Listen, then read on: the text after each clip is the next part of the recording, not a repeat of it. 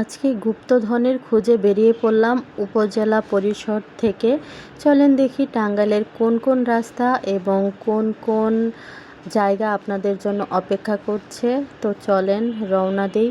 তো এখানে গাড়ির জন্য অপেক্ষা করে দেখি এখান থেকে কোনো গাড়ি আসছে না, শুধু আসছে এই যে এই ধরনের ট্রাক। এগুলোতে তো আর যাওয়া যাবে না, তাই হেঁটে হেঁটেই রওনা দিলাম। রওনা দিয়ে এসে দেখি ঘরোয়া হোটেল অ্যান্ড রেস্টুরেন্ট।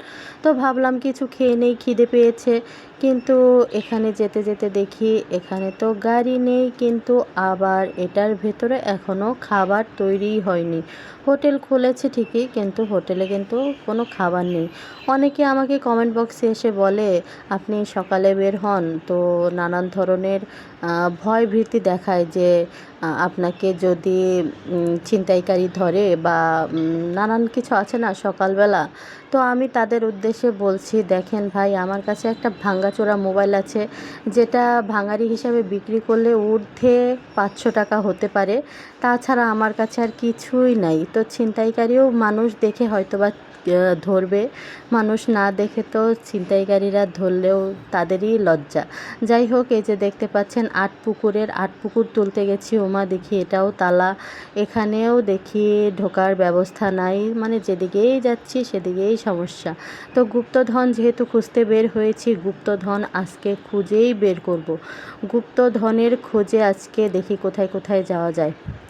এই যে এখানে দেখতে পাচ্ছেন কি কি নির্দেশনা, আমি ভালো করে তুলতেও পারি নাই, মোবাইলটাও ভালো না। আপনারা যে দয়া করে আমার এই পচা মোবাইলের ভিডিও দেখেন, এটাই আপনাদেরকে ধন্যবাদ। সে যাই হোক, পুকুর, এই যে উপর থেকে একটু একটু কয়েকটা পুকুর হয়তোবা দেখা যাচ্ছে, পুরোপুরি ভিতরে আমি যেতে পারলাম না, এজন্য দুঃখিত। আর এখানে একটা খুব সুন্দর বিল্ডিং হচ্ছে, এই যে দেখতে পাচ্ছেন, এটার অ্যাড আমি ফেসবুকে দেখেছিলাম, অনেকেই এটাতে ফ্ল্যাট কিনছে। তো খুব সুন্দর হবে যারা এখানে থাকবে। তো এদিক দিয়ে যেতে যেতে পরিবেশ অধিদপ্তরের এই জায়গাটা চোখে পড়লো। তো এখানে সকালবেলা এত সুন্দর ফুল ফুটে আছে, ওয়াও, দেখার মতো, মানে এত সুন্দর। মোবাইলে তো ভালো ওঠে নাই, কিন্তু এই ফুলগুলো বাস্তবে জাস্ট ফাটাফাটি।